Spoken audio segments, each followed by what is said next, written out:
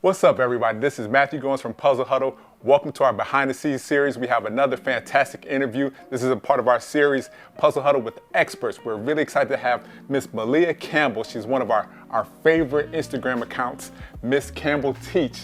She has exciting content, really cool videos, and we're very fortunate to have her as a guest today. If you could take a moment, Miss Campbell, please introduce yourself. So my name is Meleah Campbell, and I have been a classroom teacher for 5 years, teaching pre-K, kindergarten, and first grade. And I've worked in the education space for about 8 years. I attended the University of California in Davis, which is in California, where I studied communication and media relations. After that, I actually worked in the field for a while, but I decided I wanted to do something more fulfilling with my life. So I worked at a nonprofit where I was a literacy instructor.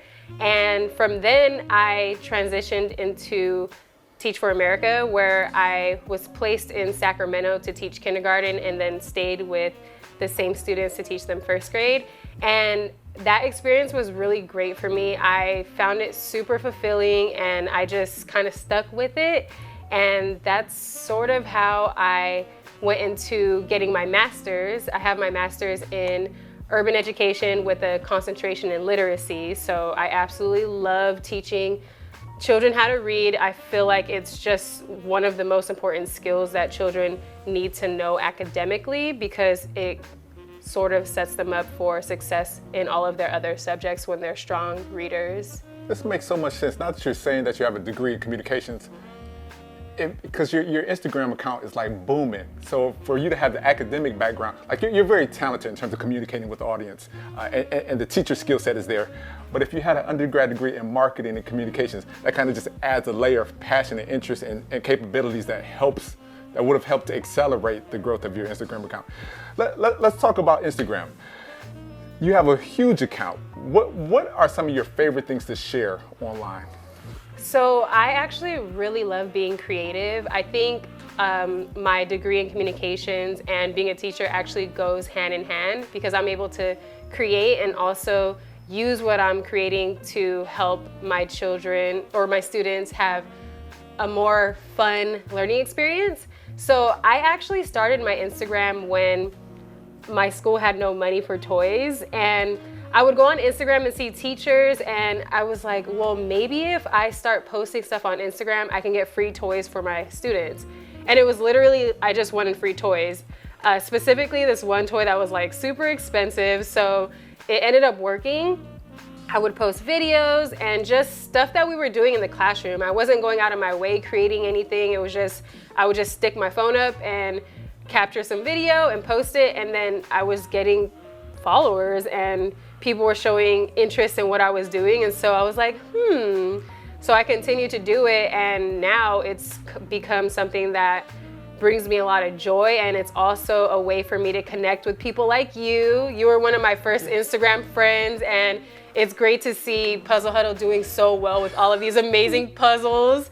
But yeah, social media is just a really great way to share ideas and to also get ideas as well. So I get a lot of ideas from Puzzle Huddle. I actually study your marketing.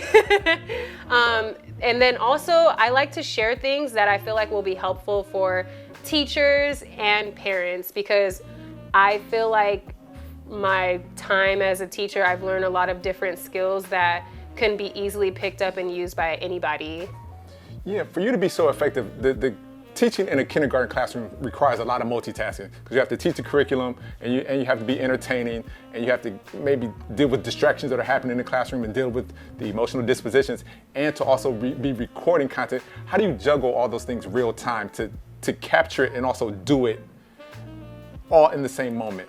Yeah, so I actually don't allow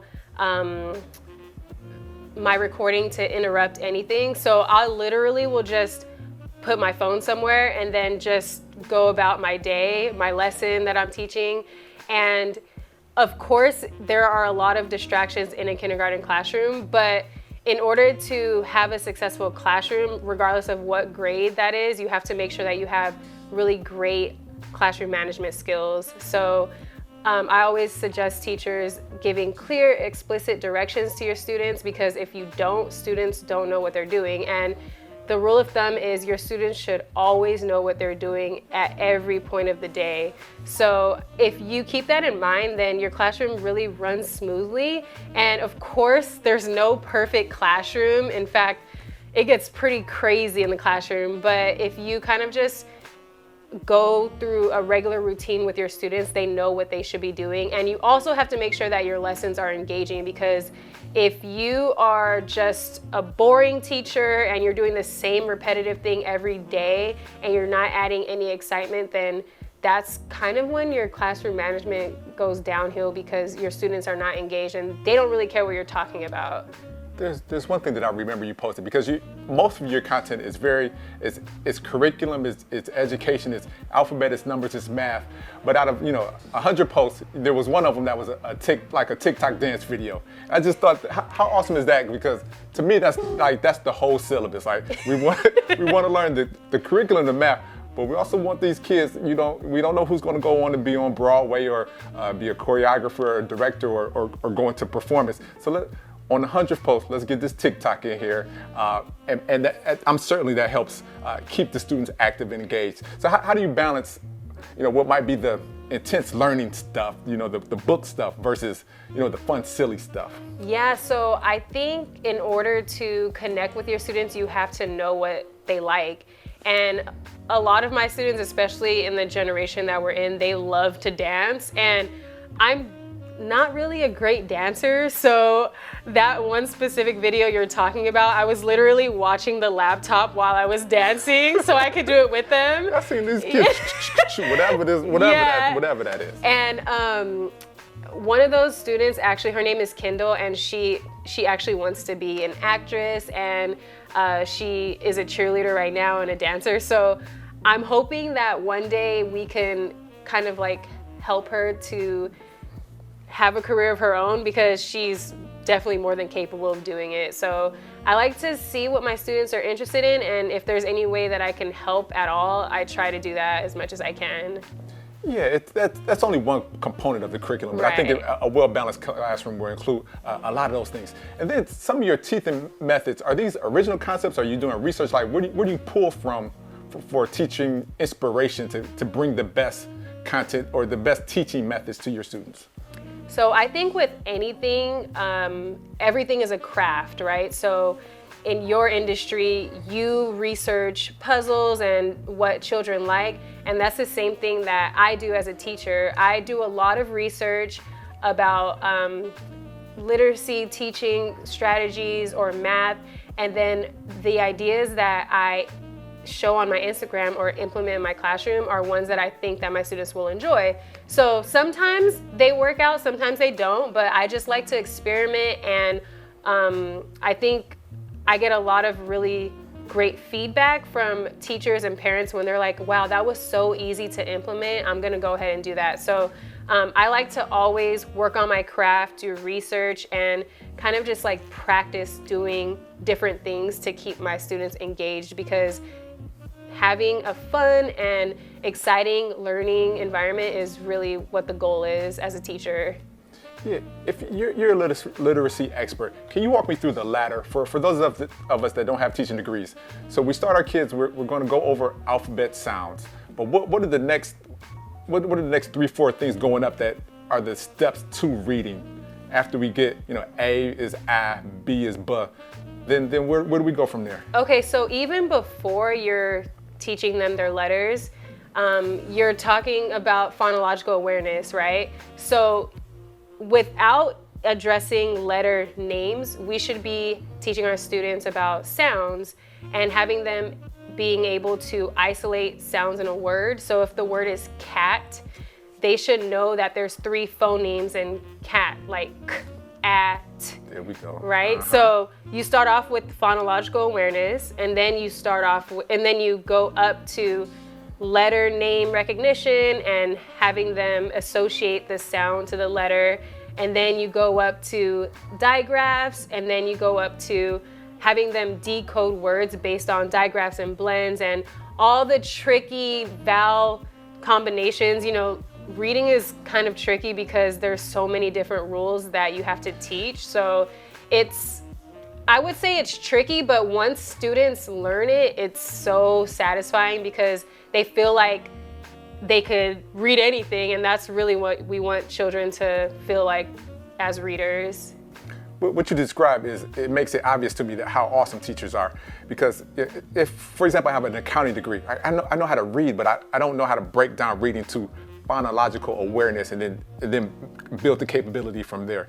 So how can parents better prepare and support their learners' progress through reading without this educational background that really informs us of kind of the theory behind reading? Right, so I would suggest that parents talk to the teachers first just to see where their child is and if they need support in specific strategies. And then from there, you actually don't really need to be an expert in reading to help your child at home. So one of the things that you could do is when, reading at home, obviously, yeah, that's great, but you could ask open-ended questions with your child. So reading comprehension is huge that anybody can work on. You don't have to know about phonological awareness and all that. So an open-ended question would be, it wouldn't be like, oh, what color is your sweater? It'd be like, oh, so what do you notice about the sweater? Or if referring to a book, how do you think this character felt? So just simple things like that. But then if you want to get more technical, if you really want to support your child in learning the process of how to read, I would say ask your students questions such as, this is the word cat. What is the last sound in cat? They should say t. Okay, what's the sound in the middle? Ah. And so when you break down things like that, phonological awareness becomes easier for them, which actually makes it easier for them to read because the two go hand in hand. And without a strong foundation in phonological awareness, it's really difficult for students to learn how to read because they don't really understand how sounds work. Yeah, the components are so. As I'm working with my children at home, watching them understand the rules and then the times when the rules are not true, it can certainly be confusing because sometimes word sequences and we're looking at vowel, consonant, vowel, or two vowels together and what that normally means. But then when there's a time that it doesn't mean that, it can be really confusing. But the phonological awareness, I think, is a good concept to embrace. I want to ask you about the teaching during the pandemic. So it's easy to identify what the challenges were, but were there ways that you were able to find success and have great outcomes? Like what did you learn to do through the pandemic and teaching virtually that you think was kind of a good takeaway from the experience? So during the pandemic, I tried to find ways where my students could have hands-on learning experiences. So I utilized nonprofits that help teachers give their students supplies. So there's an organization called Donors Choose where I would make projects and strangers would donate to the projects, and then I would create these learning kits and have a meetup at the school where parents would come pick up those supplies, and then I would incorporate that into our whole group, small group, and one-on-one lessons. And it just made everything so much more engaging because when you're just teaching on the computer, it kind of is repetitive and boring. So some of the things I included in the kits were magnetic letters, blocks for them, whiteboards, markers, magnet toys, different STEM toys like gears, and they actually really loved it and they still use it to this day. So you did a magnetile video. You must have had 1,000. I know. I made that video before I gave it to the kids. I watched you build these magnetiles up to the roof, and then I think you tipped it over or something. Yeah, like that. Okay. I was bored. So magnetiles, I think, are universal. Those work in every household. Yeah. I've seen those be very successful. What other tools, in terms of if a parent thinks that they can help, buy tools and resources that really help put some structure to their learning at home, what do you think are some of the best tools and resources that a parent can secure to help? A parent's still going to have to participate in the learning at home, but what tools can help them have good experiences?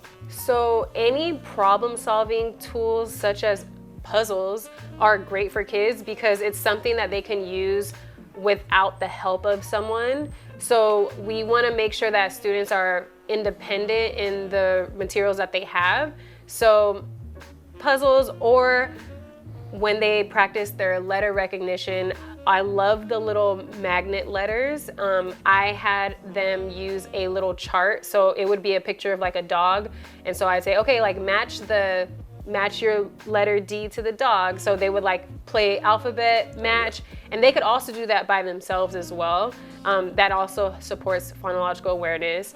And I would say just having supplies that they are trained to do, like, let me see, an example would be, there's little math task cards that I made. So basically it's like part whole, which is basically how kids learn in kindergarten how to do math.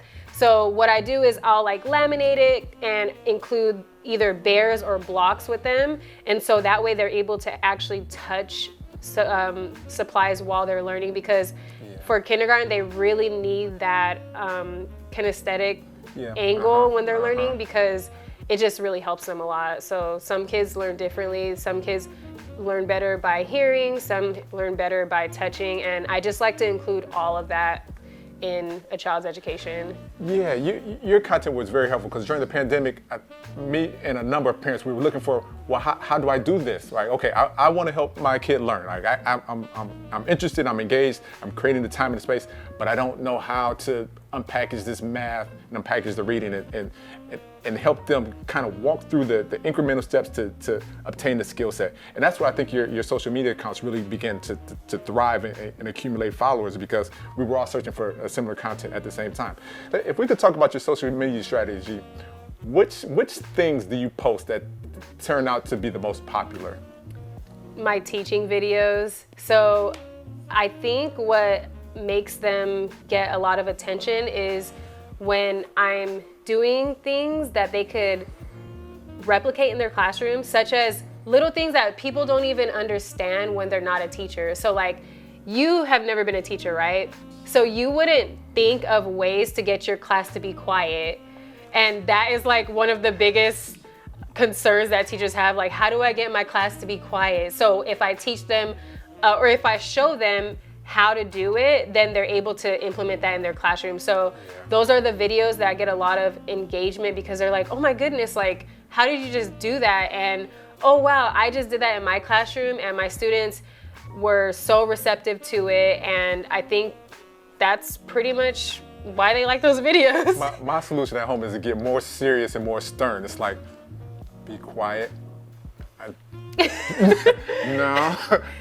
Be quiet. And you know, I haven't always known what to do. My first year of teaching was a really crazy experience. I just had no classroom management skills, and I would raise my voice, which is the absolute worst thing to do as a teacher, because it just gets chaotic, and you should never raise your voice at children, because they're gonna think that's okay to do, and that's not an okay way to communicate with people, especially children who are very impressionable. So whatever behavior you want them to have, you should be displaying that, and I should be displaying it as a teacher, because that's who they see every day. Yeah, that's a good reminder for parents, but also parents at home, for teachers and parents, that raising your voice isn't necessarily a better method to get the response that you're looking for. You should try something different. Escalation of voice isn't going to necessarily drive the outcome. So you started posting, you said, to get free toys. So did you eventually get those toys that you were? I did, yes. And I got so many great resources from companies who really enjoyed my content, and obviously they wanted someone to market their toys. So I was like, of course, like, if you'll give me toys for the kids, I'll definitely share some of the ways that we use it in the classroom.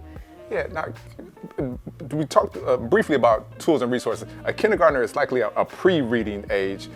What books do you find that you have the most success with, or do your kids enjoy, or do you identify as really good, strong, compelling books that parents can purchase and review with their kids and create learning experiences at home? So for kindergarten age students, typically in the system that we use here in America, we have leveled reading. So they have A, B, C, D, and I mean, some people like that system, some don't, because some people think that it's embarrassing for a child. However, I think it's helpful because it allows you to progress monitor where they are, and it allows people to teach at the capacity that the child is able to process. So you don't want to have a child reading a text that is too advanced for them, because they'll feel defeated and they actually will not want to read and their confidence will go low. So if you start off at the perfect zone of proximal development, then they're able to, it's just the right amount of challenging for them. So I would say that if a parent is wanting to know what type of text they should be reading with their child, just try a few different books for them. And also, if your child doesn't know how to read yet, then one of the best things you could do is, like, what you hear all the time, like, you read with them, because when they hear you reading and they see you reading, then they're going to want to read as well. And the more words that a child hears actually supports them academically as well. Yeah, I'm really committed to reading with my kids, and even though I'm not convinced that it's a literal teaching them to read, because but I think that there's something in the foundation in me using the words and the language in front of them, that there's value and goodness that's going to come out of it. Like there's no way that this is going to subtract from the reading capabilities. Right. Like it has to be additive. So if I just keep reading these books, then there'll be a parallel, qualified, capable teacher that will give them the phonemic awareness and the kind of the theory that builds into the reading, and hopefully the two together will create a wonderful outcome. But what about math? What are some things that parents can think about at home to help inspire and give their children the foundational math concepts that really enable classroom execution? So for math, I love math because you could actually use anything for math. So you don't have to go out and buy a bunch of supplies. You can if you want, but you could do simple things like, if you have a pre-K or a kindergarten child, you can have them count their snacks. You could have them make groups of 5 or 10. You could have them count on the way if they're in the car, have them count by 1s, by 5s, by 10s on the way to school. Incorporate that into your normal routine. And I think the way that math is taught now is definitely not the way that I learned or you learned. So I feel like it's really important for a really great communication between the teacher and the parent, or the family, so that everyone understands what exactly the child is working on in math, and that way they can support them. Because, the basic counting skills is necessary, but they also need to learn those technical strategies that the schools are teaching students. Yeah, we're going to count our snacks at home. You get 2 pieces of broccoli. And we're going to start with our vegetables. You mentioned earlier that you have a good class quieting skills. Can you just share with our audience what one of those songs or things or methods that you use to help get your kids to sit and quiet down and pay attention? So let's see. Some of the basic, they're called attention getters or attention grabbers, is when you have the kids repeat after you when you're clapping. So it'll just be like, so I go first, the teacher goes first, and then the students go first. So I'll go like, and then everybody, the rest of the class does it. Okay, and so like when they hear you clapping and they clap, they know that their voices should be off. And like little silly chants like 1, 2, 3, eyes on me, and then everyone says 1, 2, eyes on you. Just like, those are like universal teaching strategies that a lot of teachers use that. Yeah, one I hear a lot is this crisscross applesauce, which is, who thought of that? I don't know, but I hear a lot of crisscross applesauce. And that's a method to get kids to sit down and, I guess. Yeah, but whatever works for the class and the students, that's what the teacher should be doing. You've already given us so many fantastic tips, but if you could boil it down to maybe 2 or 3 key things, what are some of the things that a parent should do to really help ensure their learners are having good learning experiences at home and they're prepared for additional learning in school? So I love that question because something that often gets overlooked, even before focusing on academics, is focusing on health. So think about, what are you feeding your child at home? Are you feeding them processed foods? Are they just eating a bunch of chemicals? And even for myself, I know when I don't eat healthy foods, I feel bad. And if you think about it, high fructose corn syrup, dye, all that stuff is not natural, and we really shouldn't be eating it. So I feel like children should really be, or families should really be focused on what their child is eating. And if you're feeding them a bunch of like sugar before school, a Snickers bar for breakfast, yeah, is not going to be. They're not going to be able to focus, because what you eat. So if you're eating a bunch of chemicals and processed food, then your body just will not take that in properly, and you'll have a lot of issues, like students will not be able to focus. They'll be active in class when they're supposed to be focusing. So I would focus on health, definitely, that's like key. And then moving forward and thinking about academics, incorporate little things throughout the day to form a habit. So I like to say, create an environment that is conducive to learning. For example, if a child wakes up and there's a tablet on their nightstand, what do you think the first thing they're gonna do is when they wake up? Minecraft. Yeah, they're gonna go on their iPad. But if they wake up and they just see books, or they see puzzles, like problem solving games or whatever, they're gonna use that, right? So create an environment where children have access to educational resources and things that will ultimately support them academically. Yeah, wow, that's so insightful. What do you do when you're bored? So do you go get a coloring book and color, or are you searching the room for your tablet? So hopefully parents can build structure environments and habits where their first instincts are to do something that's a little more developmental in terms of their learning, and not default to a game, an electronic game, which isn't going to have as much curriculum loaded. Yeah, so basically having options for your child to be creative and, just like I said, creating habits. So after Meleah takes a bath, then she goes and reads a story, or she goes and counts on her hundreds chart. So these should be little things that you can incorporate every single day. So that way you're not really thinking about it. It's just automatically built into your schedule. This is wonderful. I learned so much. Thank you for unpackaging all those things and describing them in a way that I think I could digest, and hopefully some of the parents that are watching, they could digest those as well. All right, well, thank you so much for having me. I appreciate it.